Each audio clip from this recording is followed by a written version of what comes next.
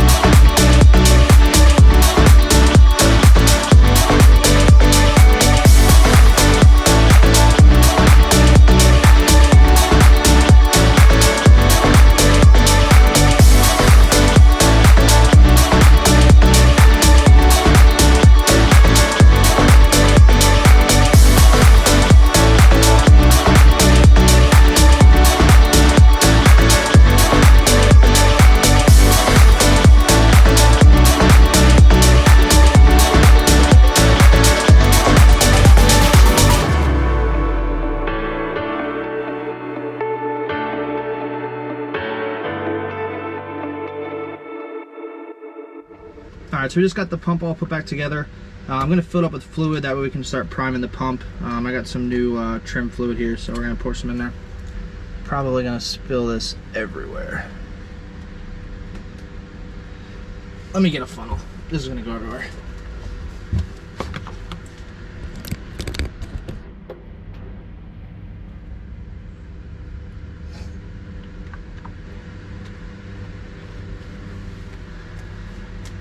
Alright, so I'm pretty sure these things self-prime, so all you gotta do is push the up and down button on it, and it should start to pump that fluid through the lines. So let's try that real quick.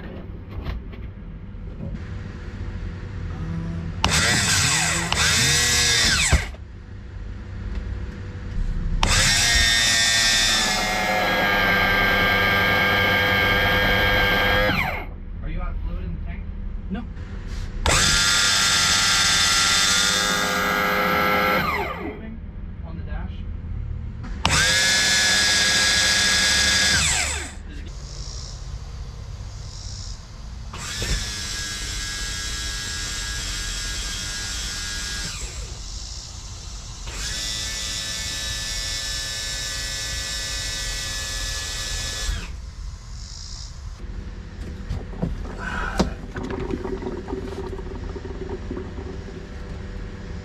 The only thing I don't like is the fluid in here is milky now, which means there's water in the lines.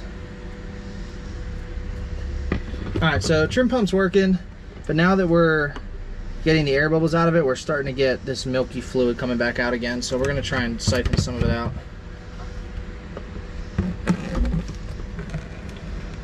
I don't know how much we're going to be able to get out of here, but if we can at least get some of it out. Honestly, I think we're gonna call that good.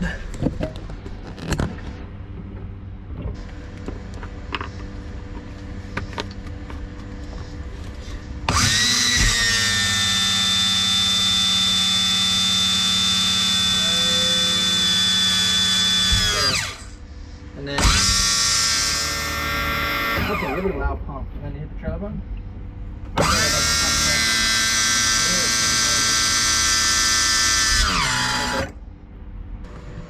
Alright, so we got the trim pump working. We're now going to mess with the trim tab pump.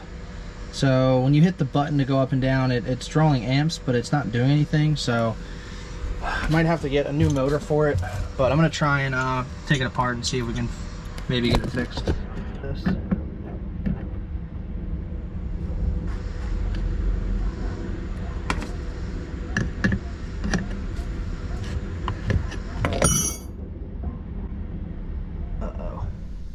Alright, so shortly after I took this pump off of the boat, tipped it to the side, and it started like pouring a black liquid out of these two holes. So definitely some water that got in there. You can see it all over the ground there. So definitely some water that got in there, and that's why this motor is all locked up. So the two solenoids that work on the front here, this red and green wire, both of those work when you give them power, but the yellow and blue wires, which give power to the motor, those are not working. So tried to take the motor apart, couldn't really get anywhere near the insides of it. Tried hitting it with a hammer and splitting it apart, but it wasn't going anywhere. So I did end up ordering a new one last night online. I think it was like $270 for a brand new one. So sucks we got to pay all that, but it is what it is. At least we'll have a brand new motor on there. I was able to actually test these trim tabs just by pushing them down. I can't really do it at this angle, but they do move up and down. So those are all good. We'll just end up putting a new pump in there. I forgot to record this, but I made a fiberglass like putty to smear in these holes. So it's basically just resin, the hardener, and then some loose fiberglass. So basically makes like a paste. I filled in obviously all of these holes. There was one here, here, here, and there as well, and another little one there. So filled all those in, let those harden, and then I sanded it down.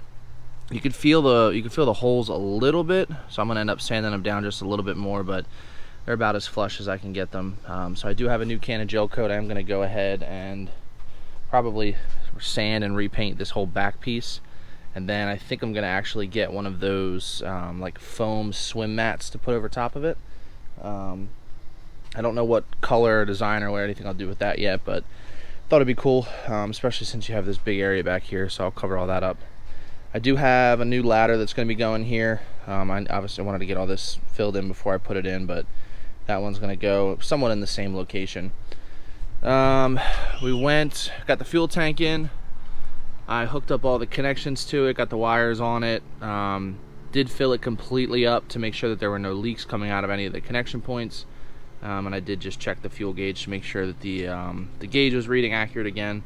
So that way before I go and put the floor in, I know everything's good to go there. So I think for today, we're just going to jump into the boat and hopefully cover all this stuff up. Hoping to get all the plywood cut out to fill this hole in, so that way we can really start making some progress on this. I think once we get the supports in there and the floor covered up, it's going to be much quicker after that as far as getting this thing ready to go. So we're going to set the tripod up, let the time lapse roll, and we'll start getting all that stuff cut.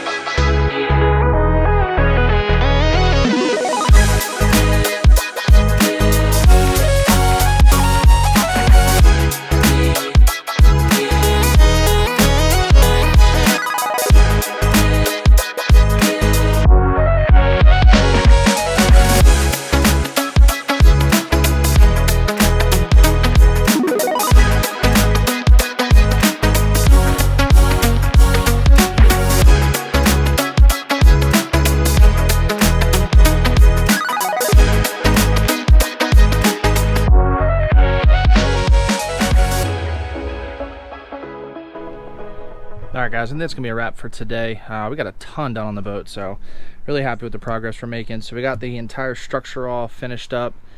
Started to lay some pieces of wood in here for the flooring. So the thought process behind this is I wanted to fill the outside areas first, so that way I can put a nice big square piece in the middle. So you can see how this one's trimmed back a little bit to allow this middle piece to sit on the actual stringer. I'm going to do the same thing here. I'm going to basically notch it out, do the same thing, bring it up here. I figured it'd be easier to cut it in the boat than outside of the boat and make it fit.